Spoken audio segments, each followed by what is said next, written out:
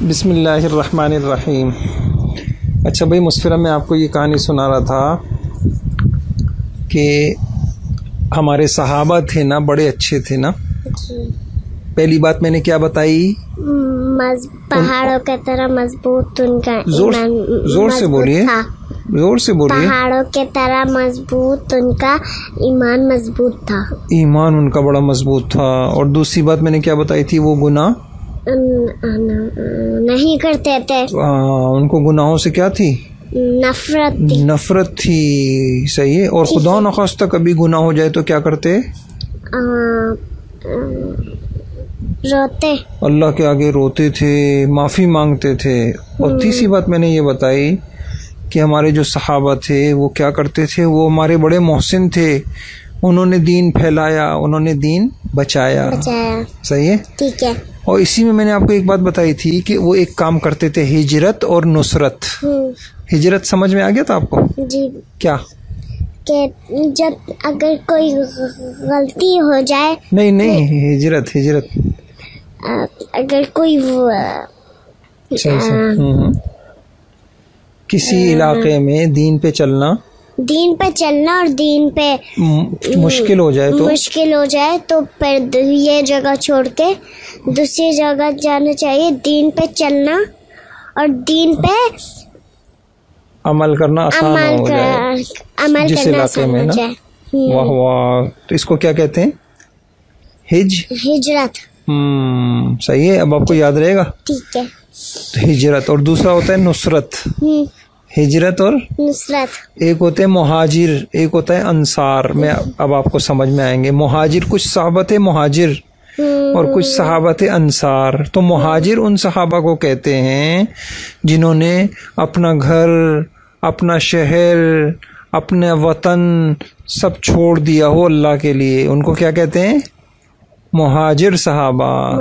مہاجرین، مہاجر کیا کہتے ہیں؟ مہاجر. بہت اس کا اجر ہے. ہجرت کا کیا ہے؟ اجر. بہت زیادہ اجر ہے. اچھا آج میں آپ کو، کل میں نے آپ کو کس کی ہجرت سنائی تھی؟ حبشہ گئے تھے نا کچھ صحابہ. حبشہ گئے تھے. پیچھے کون پہنچ گئے تھے؟ کافر. صحیح ہے. لیکن میں نے آپ کو بتایا تھا. آج ابو بکر رضی اللہ عنہ کی ہجرت کا واقعہ سناتا ہوں. ٹھیک ہے. ایک مرتبہ ایسا ہوا جب کافروں نے صحابہ کو بہت ستایا اور مارتے تھے، ان کو دین پہ نہیں چلنے دیتے تھے. تو ابو بکر رضی اللہ عنہ تو بیچارے بڑے اچھے تھے، لیکن تنگ آ کے انہوں نے بھی سوچا کہ میں کیا کر لیتا ہوں، چلا جاتا ہوں، ہجرت کر لیتا ہوں. تو وہ حبشہ ہجرت کرنے کے لیے چلے گئے. چلتے وہ ایک جگہ پہ پہنچے تھے. اس کا جگہ کا نام تھا برق الغماد. کیا نام تھا؟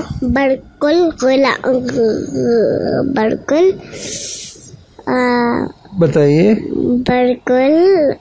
برق الغماد. ہاں. تو میں کل پوچھوں گا آپ سے ابو بکر رضی اللہ عنہ کہاں گئے تھے. تو جا رہے تھے حبشہ، تو راستے میں وہ پہنچے برق الغماد پر. تو ان کو ایک کافر ملا، اس کا نام تھا ابن الدغینہ. یہ کیسے نام ہے نا، یہ عجیب کیا نام ہے؟ آپ کی کلاس میں کوئی پڑھتا ہے ابن الدغینہ؟ نہیں. اچھا نہیں پڑھتا. نہیں. اچھا. تو راستے میں ایک آدمی ملا کافر، ابن الدغینہ. وہ بڑا سردار تھا.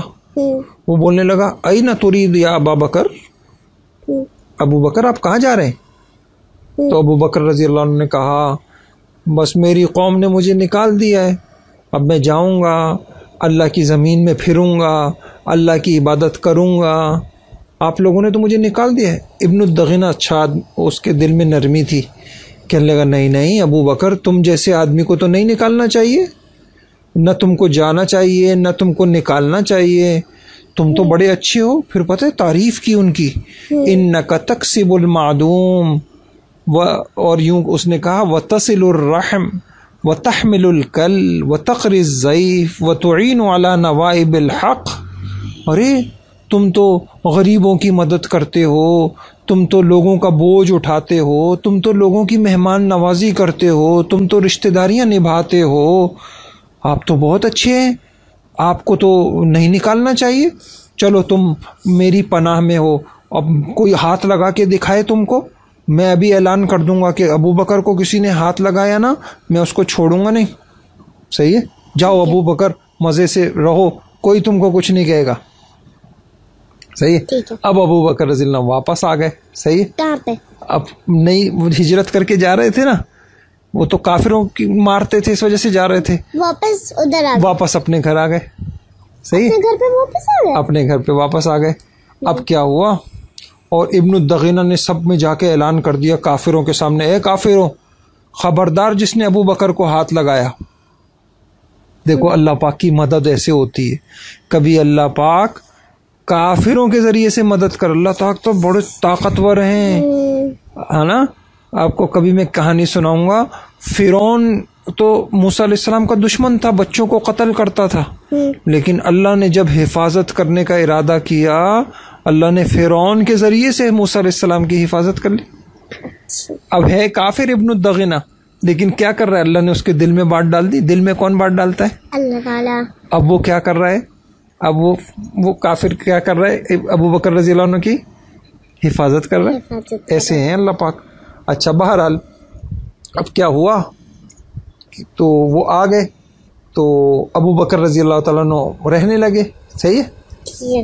اچھا پھر ابو بکر رضی اللہ عنہ نے کیا کیا, ابو بکر رضی اللہ عنہ بہت نرم دل تھے, انہوں نے اپنے گھر کے صحن میں نا ایک مسجد سی بنا لی. ایسے چھوٹا سا صحن تھا, اس میں چٹائی وٹائی ڈال دی, اور نفلیں پڑھتے تھے, نمازیں پڑھتے تھے, اللہ اکبر, الحمد للہ رب العالمین, بہت اچھا قرآن پڑھتے تھے. ابو بکر رضی اللہ عنہ دل بڑا نرم تھا, جب قرآن پڑھتے تھے نا ان کی آنکھوں سے آنسو نکلتے تھے, روتے تھے. نہیں سمجھے, جو کافروں کے بچے اور نماز میں روتے تھے. صحیح, جو کافروں کے بچے تھے نا وہ چونکہ صحن گھر کا صحن تھا نا, وہاں تو نظر آتا تھا باہر سب, تو کافروں کے بچے عورتیں باہر کھڑے ہو کے دیکھتی تھی, ہاں یہ کتنا اچھا پڑھ رہے ہیں. بچوں کو بھی اچھا لگتا تھا, سب کے دل میں نرمی آ جاتی تھی, ارے کتنا اچھا پڑھ رہے ہیں قرآن سب نا. اب کافر جلدی جلدی آ گئے ابن الدغینہ کے پاس. صحیح ہے, اور آ کے کہنے لگے تم نے ابو بکر کو پناہ دی ہے نا, ابو بکر کو نمازیں پڑھنی ہے نا اپنے گھر کے اندر پڑھا کرے, ایسا نہ ہو کہ ہمارے بیوی بچے, ہماری عورتیں بھی وہ کہیں مسلمان نہ ہو جائیں. نہیں سمجھے, ان کو دیکھ کر ہماری بیوی بچے بھی کیا نہ ہو جائیں مسلمان. کہیں ابو بکر کو اگر نمازیں پڑھنی ہے نا, عبادتیں کرنی ہے, گھر کے اندر کرو, باہر نہیں کیا کرو. نہیں سمجھے. اب کیا ہوا, ابن الدغینہ پھر آ گیا ابو بکر کے پاس. ابو بکر وہ آپ کو میں نے کافروں سے اپنی حفاظت میں لے لیا تھا, اور یہ آپ نے باہر نماز پڑھنا شروع کر دیے, آپ نماز اندر پڑھے, ورنہ پھر میں پھر آپ کی حفاظت نہیں کروں گا. ابو بکر تو اللہ کے علاوہ کسی سے ڈرتے ہی نہیں تھے. انہوں نے اس کو کہا, انہوں نے کس کو کہا ابن الدغینہ کو. کیا کہا؟ ابن الدغینہ کو. کیا نام تھا اس کا؟ ابن الدغینہ. ہاں ابن الدغینہ. اس سے کہا کہ بھائی مجھے, اس نے کہا آپ, ابن الدغینہ نے ابو بکر رضی اللہ عنہ سے کہا آپ کو نماز پڑھنی ہے تو اندر پڑھیں, ورنہ میری حفاظت میں میں آپ کو چھوڑ دوں گا, پھر میری حفاظت میں آپ نہیں ہوں گے. صحیح. تو ابو بکر رضی اللہ عنہ نے کہا کہ میرے لیے اللہ پاک کافی ہیں, مجھے کسی کی حفاظت کی ضرورت نہیں ہے. کیا کہا؟ میرے لیے اللہ تعالیٰ ہیں, مجھے کسی کی حفاظت نہیں ہے. ہاں, تمہاری حفاظت نہیں کرتے تو نہ کرو, میری اللہ کون کر لیں گے, اللہ تعالیٰ میری حفاظت کر لیں گے. ٹھیک ہے. تو اس طریقے سے اس کہانی سے کیا پتہ چلا, دیکھو کیسے تھے نا صحابہ, ہجرت کرتے تھے اور بیچارے گھروں سے ان کو نکال دیا جاتا تھا, وہ نماز پڑھتے تھے تو ان کو دیکھو, صحابہ کیا تھے, بیچاروں کے لیے نماز پڑھنا مشکل تھا. آج ہمارے لیے نماز پڑھنا آسان ہے, لوگ نماز ہی نہیں پڑھتے. آپ پڑھتی ہیں پوری نمازیں فجر سے لے کے عشاء تک؟ ہاں. کوئی فجر چک جاتی, فجر اللہ پاک سے آپ نے معاف کرا لی؟ نہیں, چٹ جاتی. نہیں, مجھے شاید آپ نے اللہ پاک سے کہا ہوگا, اللہ میاں میں 4 پڑھوں گی, 5ویں مجھے معاف کر دیں. نہیں ہے؟ نہیں تو فجر کون پڑھے گا پھر؟ اٹھتی نہیں ہوں، کیوں؟ سوری ہوتی انا للہ و انا الیہ. تو کب پڑھیں گی پھر فجر آپ ہیں؟ پڑھ لوں گی انشاءاللہ. بولیے انشاءاللہ. اچھا، تو ساری نمازیں پڑھنا چاہیے، فجر بھی پڑھنا چاہیے. لیکن اٹھتی نہیں ہوں. انا للہ و انا الیہ راجعون. اچھا خیر، تو یہ ہے کہ آج مسلمان آرام سے، اتنی پکی مسجدیں ہیں، مسجدوں کے اندر پنکھے لگے ہوئے ہیں، لائٹ لگی ہوئی ہے، سنے تو صحیح، قالین بچھے ہوئے ہیں، صحیح، ایسی خوبصورت خوبصورت مسجد ہے، لیکن نمازی نہیں ہے. اور اس دور میں دیکھیے کہ کوئی مسجد بھی نہیں ہوتی تھی، کافر بھی نماز پڑھنے پہ مارتے تھے، یعنی مسجد لیکن پکے نمازی تھے. صحیح ہے. ویسے تو مسجد میں نماز پڑھنی چاہیے نا. ہاں، تو مسجد تو نماز پڑھنے کے لیے ہوتی ہے. بالکل ٹھیک ہے. ٹھیک تو دعا کریں، اللہ کرے کہ سارے مسلمان کیا بن جائیں؟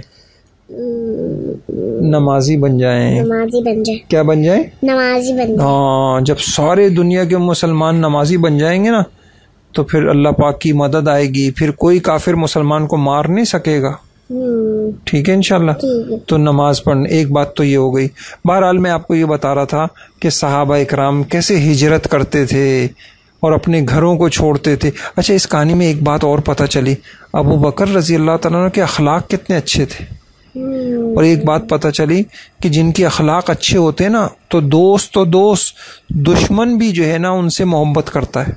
اب دیکھو، ابن الدغینہ کافر تھا نا، کافر تھا، ہاں، لیکن ابو بکر رضی اللہ عنہ کے اچھے اخلاق کی وجہ سے اس کے دل میں بھی نرمی آ گئی. اور ایک بات اور پتہ چلی، ابو بکر رضی اللہ تعالیٰ عنہ حضور کے دوست تھے. تو جیسے حضور صلی اللہ علیہ وسلم کے اندر بھی یہی باتیں تھیں، آپ لوگوں کا بوجھ اٹھاتے تھے، غریبوں کی مدد کرتے تھے، بے سہاروں کے سہارا بنتے تھے، پریشانوں کی پریشانیاں دور کرتے تھے، مہمان نوازی کرتے تھے. وہی کام ابو بکر بھی کرتے تھے. تو اس سے پتہ چلا انسان کو اچھے دوست بنانے چاہیے. صحیح ہے، اچھے جو اچھی دوست ہوں اور جو ان کے ساتھ رہنا چاہیے. ٹھیک ہے. تو صحابہ اکرام کو اللہ جزائے خیر دے، بیچاروں نے بڑی مشکل سے دین کو پھیلایا، قربانیاں دیں. ٹھیک ہے. اللہ تعالیٰ جزائے خیر دے. اللہ آپ کو خوش رکھے، آپ نے ہمارے لیے وقت نکالا اور بڑی اچھی اچھی باتیں سکھائی. تو آپ کو ہجرت کا مطلب سمجھ میں آ گیا نا آج؟